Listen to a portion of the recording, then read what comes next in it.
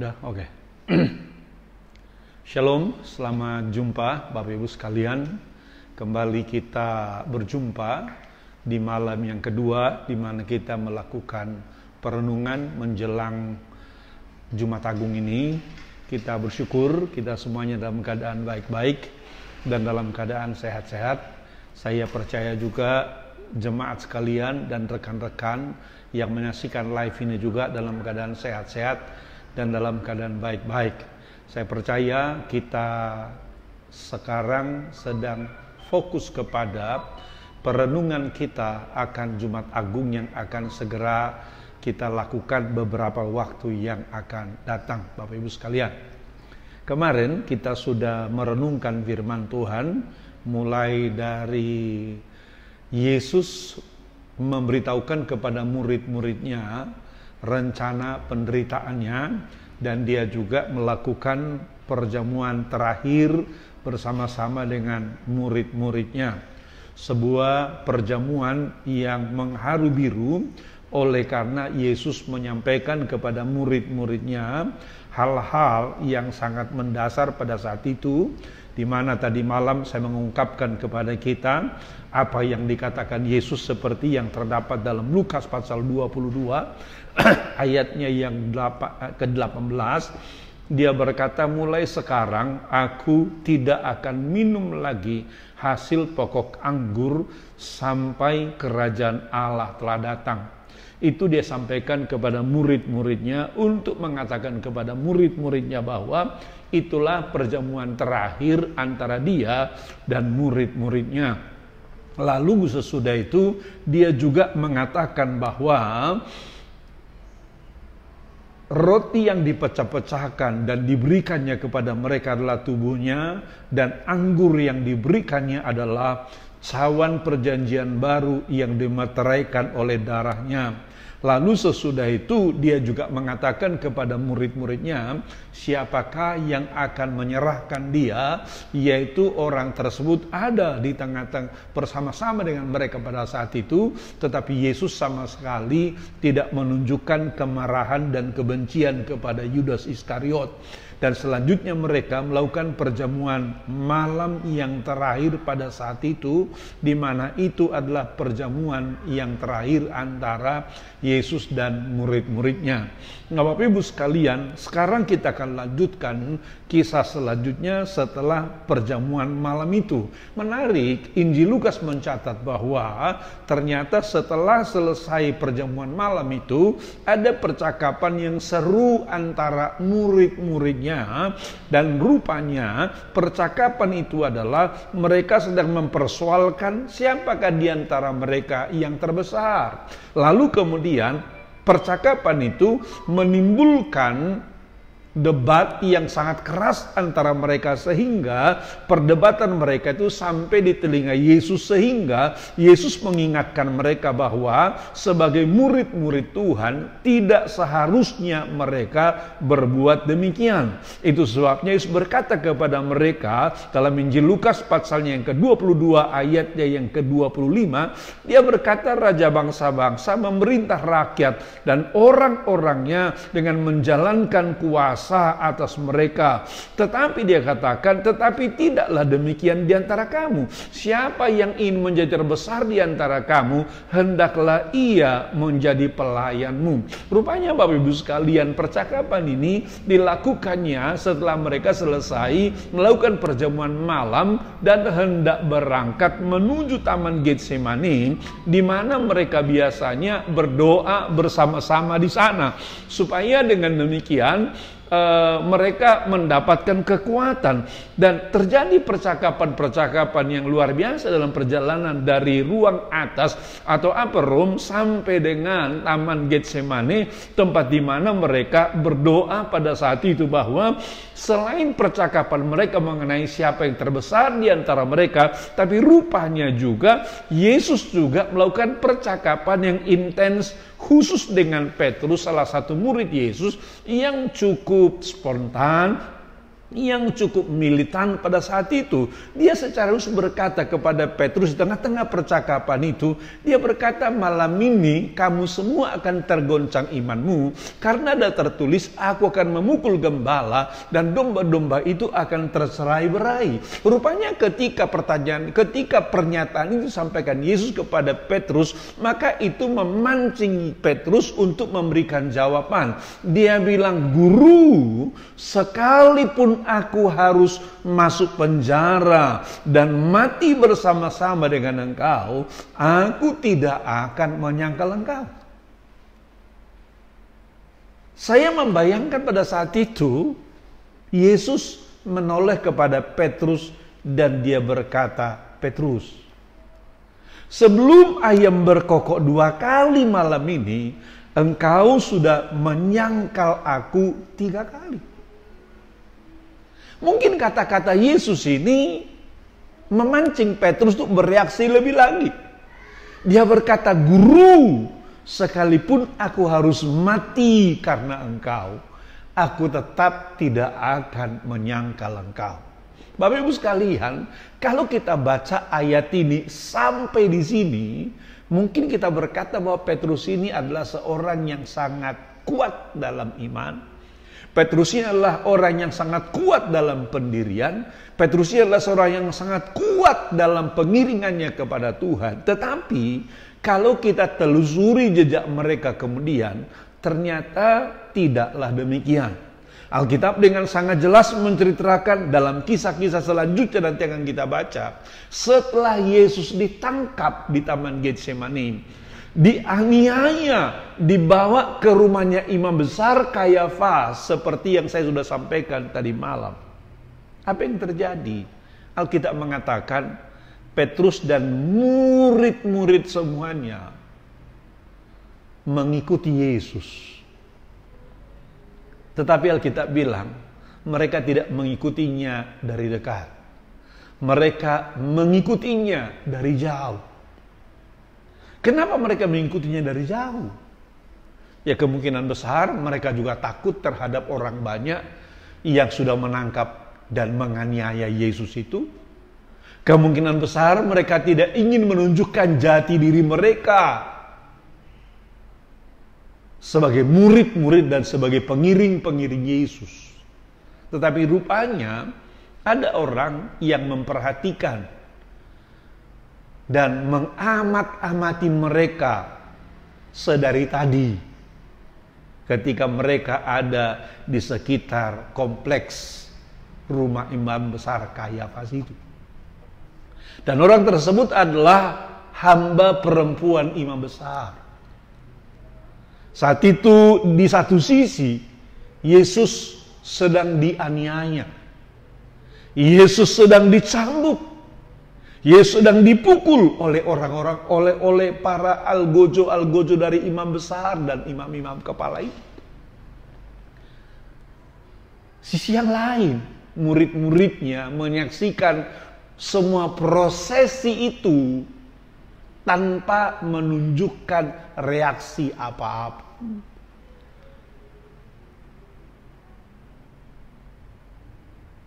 Apa yang terjadi? Orang yang mengamat-amati Petrus dan kawan-kawan tadi, yaitu hamba perempuan imam besar, berteriak di antara kerumunan ini. Dia berkata orang ini adalah salah satu dari mereka. Bagaimana respon Petrus? Dia bilang kepada perempuan itu, saya tidak mengerti apa yang kau katakan itu. Sambil Alkitab katakan dia menjauh dari perempuan itu dan mungkin juga menjauh dari orang banyak supaya tidak dilanjutkan percakapan tentang siapakah jati diri mereka sebenarnya. Tapi rupanya perempuan ini tidak berhenti sampai di situ aja. Alkitab bilang ketika orang banyak sudah mulai berkerumun setelah mereka mendengar bahwa Yesus telah ditangkap, dianiaya, maka orang berkerumun menyaksikan peristiwa itu. Lagi-lagi perempuan yang sama berkata kepada orang banyak, dia bilang, saudara-saudara, orang ini adalah salah satu dari mereka, apalagi saya tahu dia orang Galilea. Bagaimana respon Petrus? Alkitab bilang Petrus menyangkal dan berkata, aku tidak kenal orang itu. Alkitab bilang menjelang pagi ketika orang semuanya menghangatkan diri di perapian yang sengaja dibuat di sana untuk menghangatkan tubuh orang-orang yang ada di sana oleh karena dinginnya malam. Satu sisi Yesus sedang kedinginan dan menggigil di sana oleh karena penghukuman yang luar biasa sedari ditangkapnya sampai kepada saat itu. Petrus dan kawan-kawan ikut menghangatkan diri, saya membayangkan sambil sembunyi-sembunyi pada saat itu. Dan perempuan yang sama berkata kepada orang banyak, saudara-saudara, kata perempuan ini, orang ini adalah salah satu dari mereka, apalagi saya tahu dia orang Galilea. Alkitab bilang, lalu mulailah Petrus mengutuk dan bersumpah sambil berkata, aku tidak kenal orang yang kamu sebut-sebut itu. Dari kisah ini, Bapak Ibu sekalian, saya melihat bahwa kadang-kadang ketika masalah belum datang, ketika persoalan belum datang, kita kadang-kadang seringkali tampil gagah berani dengan berkata bahwa saya akan ikut Tuhan. Apapun yang terjadi, saya akan ikut Tuhan. Tapi kadang-kadang ketika realita kita hadapi, di mana ada tantangan, ada masalah, ada persoalan, kesulitan, seringkali kita galau seperti Petrus ini. Karena ternyata masalah yang kita hadapi, persoalan yang kita hadapi jauh lebih besar dibandingkan dengan yang kita bayangkan sebelumnya. Dari sinilah Bapak Ibu sekalian dituntut kepada kita agar kita tetap rendah hati. Jangan pernah merasa kita terlalu kuat. Jangan pernah kita merasa terlalu hebat. Jangan pernah kita merasa kita sanggup. Tanpa Tuhan kita tidak sanggup apa-apa. Tanpa Tuhan kita tidak mampu apa-apa. Tetapi bersama-sama dengan Tuhan, engkau akan mengalami kemenangan yang luar biasa. Makanya saya sampaikan kepada kita sekalian malam ini. Mungkin hari-hari ini posisimu seperti Petrus. Hari-hari yang lalu sebelum kita menghadapi wabah yang begitu mengerikan ini. Mungkin kita merasa pada saat itu, saya bisa menyelesaikan persoalanku dengan kekuatanku. Saya bisa membela diriku dengan uang dan fasilitas serta sarana yang ada padaku. Tapi ketika kita menghadapi sebuah kenyataan seperti sekarang ini, di mana oleh karena virus corona ini, sebagian besar roda kehidupan kita lumpuh. Kita nggak bisa bebas pergi kemana-mana. Kita nggak bisa mengerjakan pekerjaan kita seperti sedia kala. Bahkan kita juga nggak bisa membelanjakan uang kita secara bebas seperti sedia kala. Oleh karena banyak toko-toko tutup, banyak kantor-kantor tutup. Sehingga mungkin kita dalam situasi seperti ini, seperti Petrus tadi, yang mulai merasa lemah dan tidak berdaya. Saya mau sampaikan kepada kita bahwa dalam situasi seperti ini, masing-masing kita harus mendekatkan diri kepada Tuhan.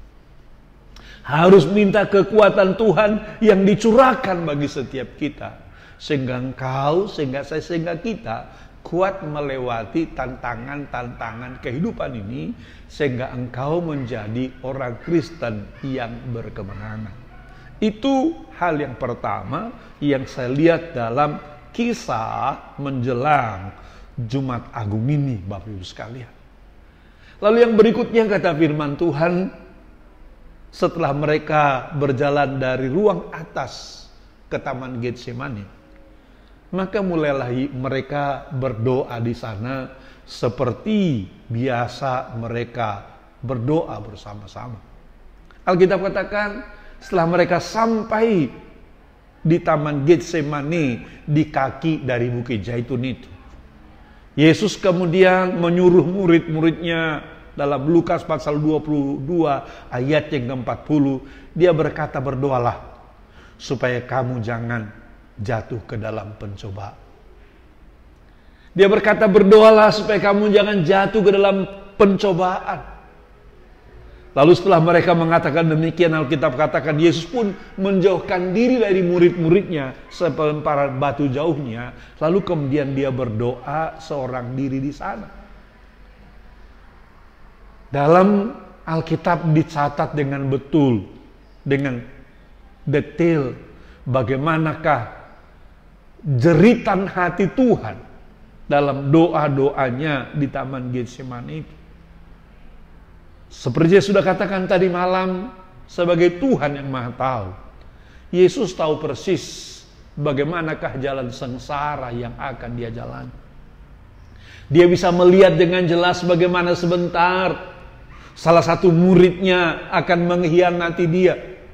Dia juga bisa lihat secara jelas nanti bagaimana imam-imam kepala dan ahli-ahli Taurat akan menanggap dia.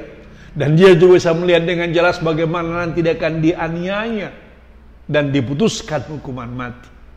Ketika dia melihat itu, maka dalam doanya dia menyampaikan pergumulannya yang begitu berat kepada Bapa. Dia berkata dalam Lukas pasal 22 ayatnya yang ke-42, "Ya Bapa, jikalau Engkau mau, ambillah cawan ini daripada." Dia berkata, "Ya Bapa, jikalau Engkau mau, ambillah cawan daripadaku." Kenapa dia berkata demikian? Karena dia tahu betapa beratnya jalan sengsara itu. Karena dia tahu betapa beratnya cawan sengsara itu. Tetapi kita bersyukur ternyata dia tidak berhenti sampai di situ. Dia berkata, "Ya Bapakku, jikalau Engkau mau, ambillah cawan ini daripadaku." Tapi dia katakan, "Tetapi bukanlah kehendakku, melainkan kehendak-Mu lah yang terjadi." Tetapi bukan kehendakku, melainkan kehendak-Mu lah yang terjadi. Bapak Ibu sekalian, biarlah kepasrahan Yesus ini menjadi kepasrahan saudara, menjadi kepasrahan saudara, menjadi kepasrahan saya. Di mana kita berkata kepada Tuhan dalam hidup ini, bukan kehendakku yang jadi Tuhan, kehendak-Mu lah yang jadi. Karena ternyata kekuatan kita berasal dari penyerahan kita kepada Tuhan dengan sungguh-sungguh. Alkitab katakan ketika dia menyerah dengan pasrah kepada Bapa pada saat itu. Dalam Injil Lukas pasalnya yang ke-22 ayatnya yang ke-43 dikatakan di sana, "Maka seorang malaikat dari langit menampakkan diri kepadanya untuk memberi kekuatan kepadanya." Malaikat Tuhan dari langit menampakkan diri kepadanya, memberikan kekuatan kepadanya. Saya percaya hal yang sama juga akan menjadi bagian saudara. Ketika kau berkata dalam hidup ini, "Bapa, kehendak-Mu lah yang jadi." Justru di sanalah kekuatan itu akan diberikan kepada kita. Justru di sanalah penghiburan itu, sukacita itu, optimisme itu akan diberikan kepada kita. Kenapa? Karena Tuhan baru turun tangan dengan sungguh-sungguh ketika kita angkat tangan. Makanya orang bijak berkata, ketika kita angkat tangan, Tuhan turun tangan. Tapi ketika kita turun tangan, maksudnya kita merasa masih mampu, merasa masih bisa, merasa masih sanggup, Tuhan justru angkat tangan dan berkata, "Silakan kau kerjakan anakku." Dari sini kita belajar bahwa ternyata Tuhan ingin agar kita pasrah dan berserah kepada Tuhan. Makanya sekarang ini ketika engkau menghadapi situasi yang sulit, mungkin selama ini engkau mencoba berpikir sekuat-kuatnya, bagaimana caranya saya menyelesaikan ini, bagaimana caranya saya membereskan ini, dan engkau tidak mendapat gambaran jalan keluar, sehingga engkau mungkin jadi galau berkepanjangan. Engkau mungkin mulai lemah berkepanjangan. Saya mau katakan kepadamu sama seperti Yesus. Ini saatnya kita berkata, bukan kehendakku yang jadi, kehendakmu-lah yang jadi. Ini saatnya kita berkata, bukan kehendakku yang jadi, kehendakmu-lah yang jadi. Alkitab mengatakan ketika kita mengatakan demikian, maka di sini Bapa mengirimkan malaikat dari langit dan memberikan kekuatan kepada Yesus.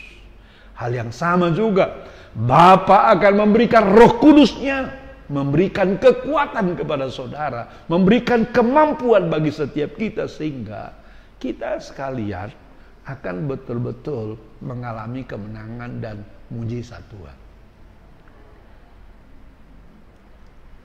Sisi yang lain, Bapak Ibu sekalian, setelah Yesus berdoa dengan pergumulan yang luar biasa, mungkin dia dengar lamat-lamat kok murid-muridnya tidak ada suara untuk berdoa.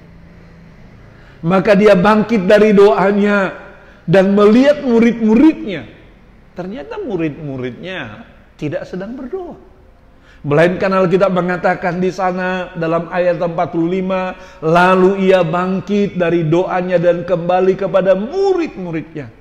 Tetapi ia mendapati mereka sedang tidur karena duka cita. Jadi rupanya murid-murid ini betul-betul galau, kelas dewa begitulah. Mereka betul-betul berduka cita karena mereka tahu inilah saat-saat yang terberat dalam perjalanan mereka sebagai murid-murid Tuhan. Sehingga walaupun satu sisi Yesus berdoa dengan sungguh-sungguh, mereka mungkin merasa tidak mampu lagi berdoa.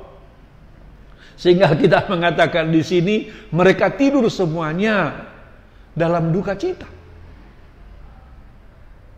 Dalam situasi itu Yesus membangunkan mereka. Dia berkata, mengapa kamu tidur?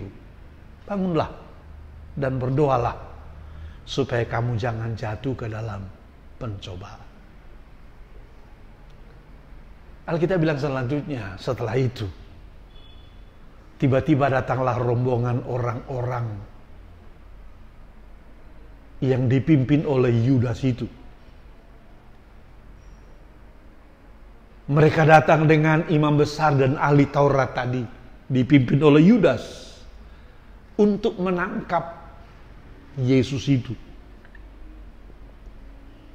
Dan yang menarik adalah, rupanya Yudas sudah memberikan kode kepada imam-imam kepala, ahli-ahli Taurat yang hendak menangkap Yesus itu. Mungkin dia berkata, nanti ketika saya bertemu dengan Yesus itu, saya akan peluk dan cium dia. Siapa yang kupeluk dan kucium pada saat itu, dialah orangnya. Dan itu dilakukan oleh Yudas. Setelah dia sampai ke tempat Yesus berdoa itu, dia kemudian memeluk dan mencium Yesus. Yesus yang sudah tahu akan hal itu, dia berkata, hai Yudas, engkau menyerahkan anak manusia dengan ciuman?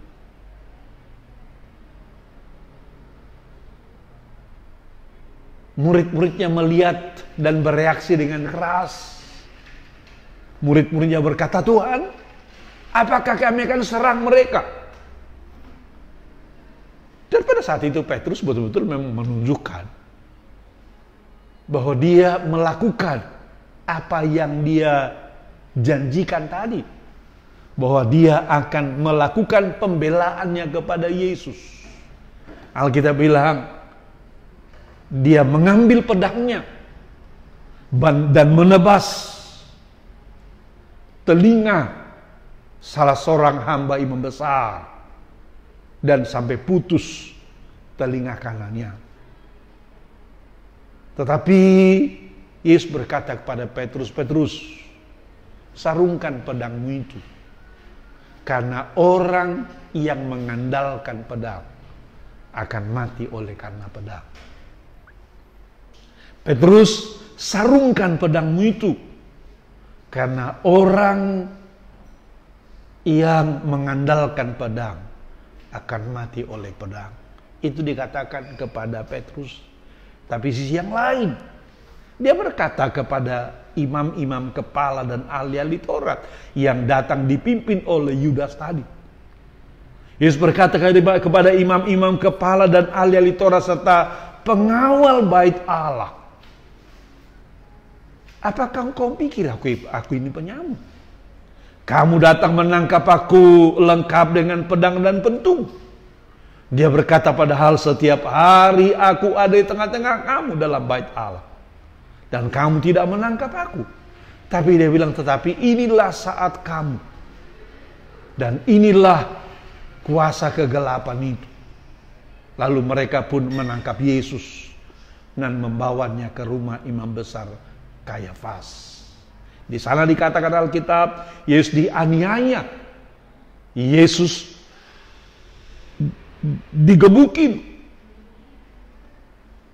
Seperti saya katakan tadi, pada saat itu Petrus dan kawan-kawan lain menyaksikan semuanya itu. Tapi mereka tidak berdaya. Malah kita lihat tadi, seperti sudah katakan tadi, malah Petrus menyangkal Yesus 3 kali. Saudara-saudara yang kasih dalam Tuhan, dari sini kita belajar betapa satu sisi pengorbanan Yesus yang luar biasa bagi setiap kita.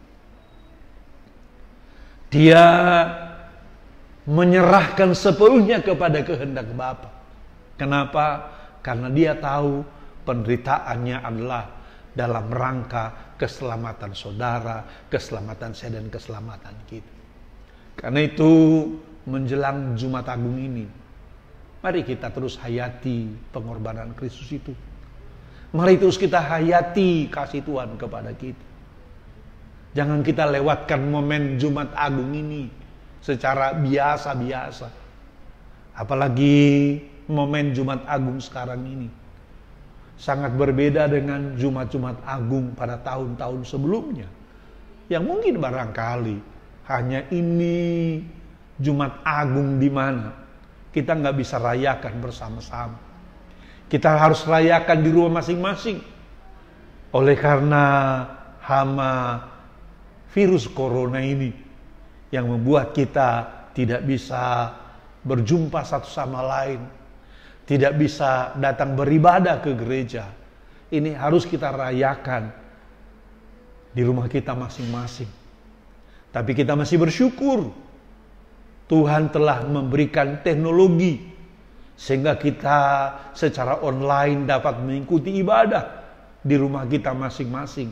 Sekalipun tentu ini sesuatu yang sangat baru bagi kita. Sehingga kadang-kadang kita merasa ini jauh berbeda dibandingkan dengan pola-pola ibadah kita yang sebelumnya.